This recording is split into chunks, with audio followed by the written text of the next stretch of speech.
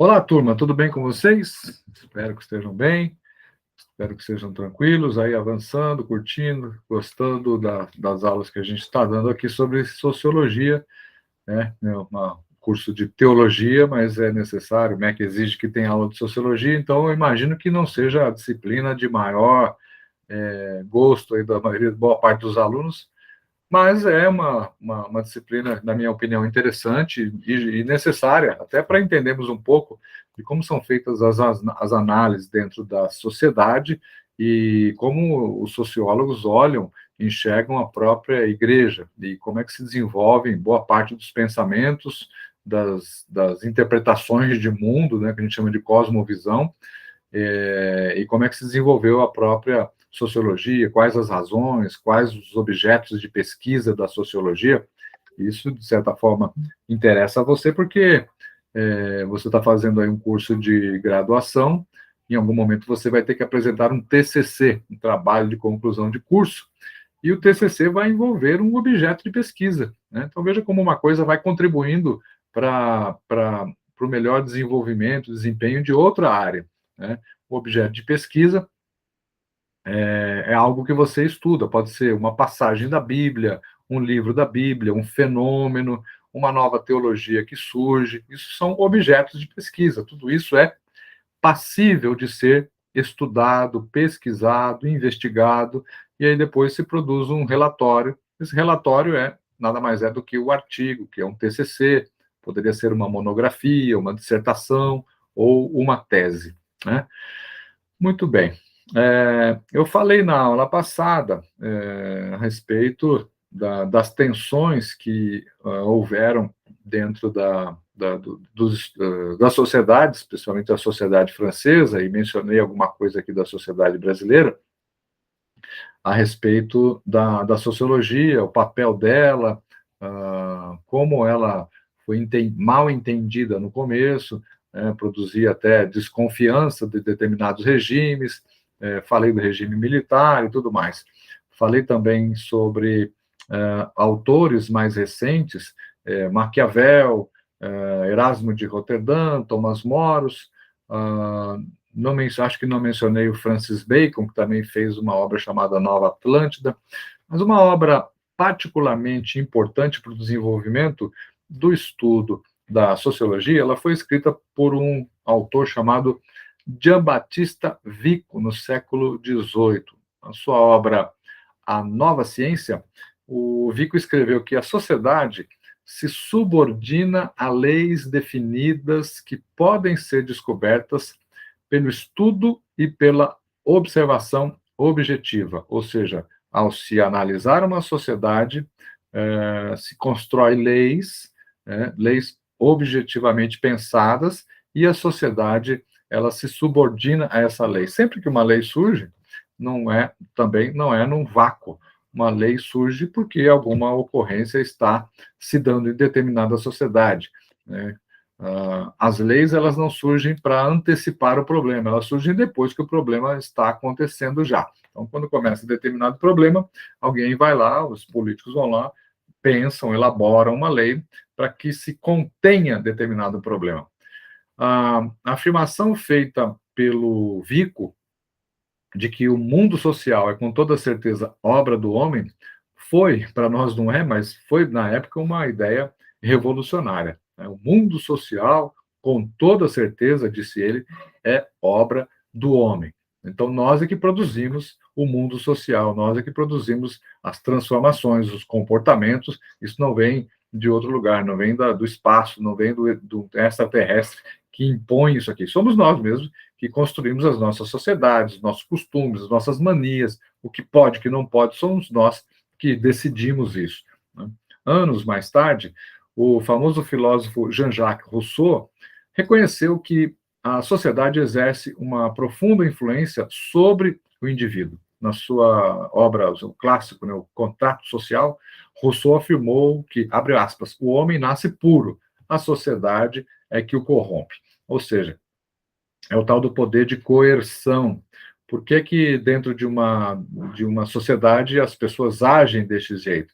Porque o conjunto da sociedade entendeu que aquele é um comportamento adequado, e se alguém dentro daquela sociedade está agindo em desacordo com esse consenso social, naturalmente a pessoa vai se sentir desconfortável e ou continua desconfortável ou se retira para três opções, né? Ou fica desconfortável, ou se retira, ou se ajusta, né? Então, determinada sociedade, homem não pode fazer a barba, né? Tem que ficar com a barba comprida. Então, o sujeito vai lá e se barbeia, ele está fora, ele está diferente, ele está destoando, é um antissocial, é um sujeito antissocial, ele faz coisas que aquela sociedade não faz, habitualmente ela não aprova. Então, o poder de coerção, muitas vezes, vai forçar os indivíduos a agir de um jeito e não agir de outro.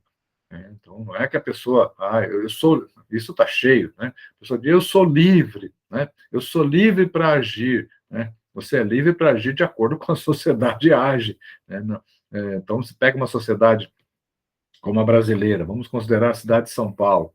Então, nos anos recentes, aí eu sempre dou esses exemplos porque são coisas que estão frescas na cabeça da gente. Então, em anos recentes, aí houve uma polarização social, uma polarização política, uma polarização ideológica, gente que pensa determinadas ideias de um jeito, outros pensam determinadas ideias de outro, então tem lá as ideologias. E aí um grupo fala, eu sou livre para pensar assim. Você é livre porque está dentro de um grupo que pensa assim. Tenta pensar desse jeito lá no outro grupo. Não, se você é de direita, vá lá para o pessoal da esquerda e tenta pensar desse jeito. Você vai ser espirrado.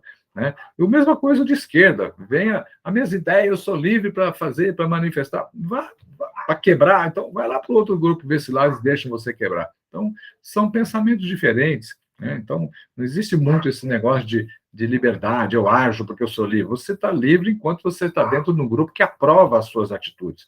Né? Fora desse grupo, vá lá no Irã, vai lá na Arábia Saudita roubar. Eu sou livre para roubar. Aqui no Brasil tem até certa liberdade, tem até lei que protege, o sujeito que rouba até tanto, que anda com droga, né? O cara é usuário, não é mais traficante, ele é só usuário, tem que proteger, tem que cuidar. Vai fazer a mesma coisa num país muçulmano. Não tem essa liberdade, é um outro mundo, é uma outra sociedade, o poder de coerção está voltado para uma outra finalidade. Né? Mas foi apenas no século XIX, depois de Jean-Jacques Rousseau, né, que veio lá no século XVIII, só depois no século XIX, através de Augusto Comte, Herbert Spencer e Gabriel de Tarde, Emile Durkheim, Max Weber, já no século XX, Karl Marx, né, um pouco anterior, que o estudo da sociedade se tornou, de fato, um estudo científico. Então, falei lá da antiguidade, na antiguidade tinha uma ciência precária, ainda embrionária, mas é com Emile Durkheim e Max Weber que, de fato, vai se ter uma sociologia que podemos dizer como uma disciplina academicamente respeitada, cientificamente realizada. A palavra sociologia, ela vem da fusão de dois termos, societas, um termo em latim, que significa sociedade, e logos, né? Logos, um termo grego, que significa estudo, ciência. E logos você conhece muito bem do Evangelho de João, né? Sociologia, portanto, estuda cientificamente a sociedade, é um estudo das formas de convivência humana, formas de adaptação humana. A palavra sociologia surgiu por volta de 1830, muito depois das duas revoluções, a Revolução Industrial, que aconteceu na Inglaterra, e a Revolução Francesa, que aconteceu, obviamente, na França. Né? E foram depois disso que consolidaram o estudo das sociedades capitalistas. A sociedade capitalista, o advento dela maciçamente se dá com a Revolução Industrial, que começou na Inglaterra. E aí essa Revolução Industrial fez emergir aí uma classe de industriais, de produtores de bens, de serviço, que geravam riqueza muito mais para si do que para quem trabalhava com eles. Né? Aí dá um exemplo aqui de interferência ou de influência que a Revolução Industrial provocou na vida social, né? O desaparecimento de pequenos proprietários rurais, dos artesãos independentes, a imposição de jornadas de trabalho de muitas horas durante o dia, tudo isso teve um efeito traumático sobre milhões de seres humanos, quando modificou radicalmente as formas habituais de vida, de constituição, não só da sociedade, mas da própria família. né, que famílias inteiras eram levadas a trabalhar nas fábricas, com crianças trabalhando 8, 10 horas por dia, às vezes até mais. Essas transformações que tinham um tom aí de cataclisma faziam-se notáveis, faziam visíveis nas cidades industriais local para onde se convergiam muitas massas de pessoas que saíram das zonas urbanas e rurais e foram para as zonas urbanas, e convergiam também as modificações sociais que se tornavam realidade dentro desses centros, novos centros urbanos, né, que foram se formando no entorno das fábricas. Essas cidades passaram por um crescimento acentuado, um crescimento vertiginoso, crescimento demográfico, né, e uma época que não tinha estrutura de moradia, serviço sanitário, serviço de saúde, capaz de acolher a população que agora saía do campo, saía da agricultura e ia se transformar em massas de operários dentro das cidades. A cidade inglesa de Manchester, por exemplo, constituiu um ponto de referência indicativo desses tempos, lá por volta do início do século XIX, que era habitada por 70 mil habitantes, 50 anos depois tinha 300 mil pessoas morando na cidade. Então, isso tudo sem planejamento. Então, imagina o caos que se tornou a cidade. As consequências da rápida industrialização e do acentuado processo de urbanização que aconteceram por causa do sistema capitalista que agora emergia, foram tão visíveis quanto trágicos, né? Aumento assustador da prostituição, aumento do suicídio, aumento do alcoolismo, o aumento do infanticídio, da criminalidade, da violência, surtos de epidemias de tifo, de cólera, que dizimaram boa parte da população. Então, veja aí, novamente, um fator econômico vai gerar efeitos distintos em várias áreas, né? Saúde, criminalidade, afetando a família, alcoolismo. Então, um fator econômico interferindo em várias áreas dentro da sociedade. Como eu falei, aí acho que 2 aulas atrás, como o fator econômico influencia a formação de coisas dentro da igreja, né, de pensamentos, de teologias, de denominações, mas não só isso, evidentemente, né? Num espaço de 150 anos, ou seja, de Copérnico até Newton, a ciência passou por um progresso notável, né? Mudando até mesmo a localização do planeta Terra no cosmos. Antes a Terra era o centro da galáxia, depois com as novas descobertas, a gente foi lá para o 3º ou 4º lugar, o Sol passou a ser o centro da galáxia, da Via Láctea. Então, à medida que se estuda, à medida que se avança, as coisas vão mudando. O emprego sistemático da observação, da experimentação como fonte para explorar fenômenos da natureza, estava possibilitando agora um grande acúmulo de fatos descobertos, fatos constatados. O estabelecimento de relações entre esses fatos ia possibilitando aos homens dessa época um conhecimento da natureza que lhes abria a possibilidade de controlar e de dominar a própria natureza. Então, aí a gente pode pensar em questões como, no período medieval, a Igreja Católica, baseado em textos como o do Apocalipse, o anjo da mata, o anjo das águas, que estava retendo as águas. Então, se tinha lá um imaginário de que nas florestas, nos bosques, nas fontes, nos lagos, nos rios, haviam anjos da guarda. E que interferir nesse mundo, no mundo da natureza, era interferir na ordem de Deus, na ordem que sempre existiu. E, portanto, isso levaria a uma sanção, levaria a um castigo, a um tipo de juízo. Então, por exemplo, derrubar uma floresta era perigoso, Deus poderia castigar, só que não se sabia como é que vinha esse castigo. Então, o sujeito derrubava uma floresta. Evidentemente, os insetos que estão ali naquela floresta, naquele bosque, os animais, eles vão invadir a cidade mais próxima. Então, vai trazer doença, né? O mosquito que está lá está contaminado.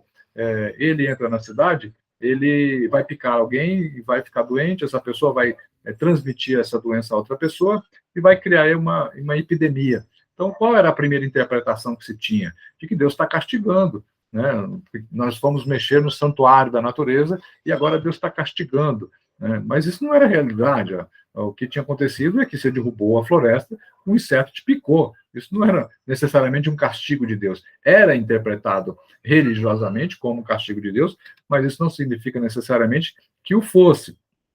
Agora, com o estudo, o avanço da ciência, se entendia que aquilo nada mais era do que um efeito natural da derrubada de várias árvores. Então, essas ideias que a ciência, as descobertas científicas deram à sociedade da época, levou as pessoas mais gananciosas a entender, olha, nós podemos agora interferir na natureza, podemos derrubar uma árvore, fazer móveis, criar uma indústria de móveis, vender e ganhar dinheiro.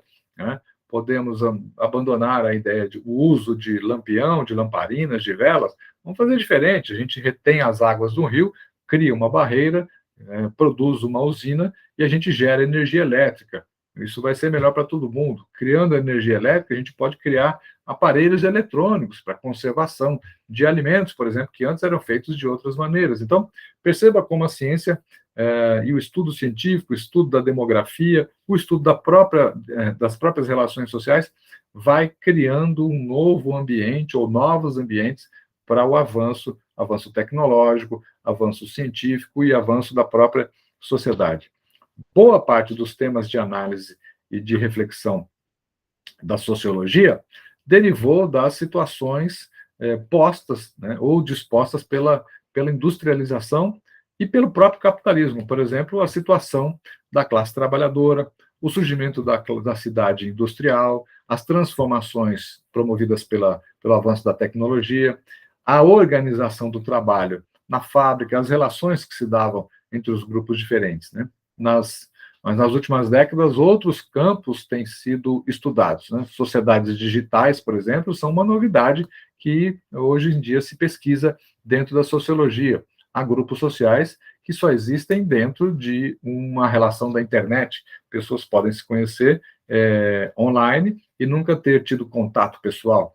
Movimentos sociais também, doenças da modernidade. A gente tem a Covid, o que a Covid provocou? A Covid provocou mudanças no campo social, nas relações trabalhistas, até mesmo no modo como a gente faz igreja, como a gente faz culto, isso foi alterado. Hoje é híbrido, né? Você tem metade da igreja, na igreja que eu frequento, por exemplo, boa parte dos membros sequer está na cidade de São Paulo, descobriu a nossa igreja no período da pandemia e ficou, né? Então, hoje a gente começa o quê? Um movimento de envio de obreiros para regiões do Nordeste que antes não tínhamos membros ali, agora temos. Então, é preciso dar uma atenção diferenciada para esse grupo. Grupos religiosos, como os neopentecostais e outros também, são objetos de reflexão, objetos de estudo, de análise da sociologia, ok? Então, avançamos aí um pouquinho mais na nossa disciplina e espero que tenha aberto um pouquinho mais o seu entendimento e vamos avançar.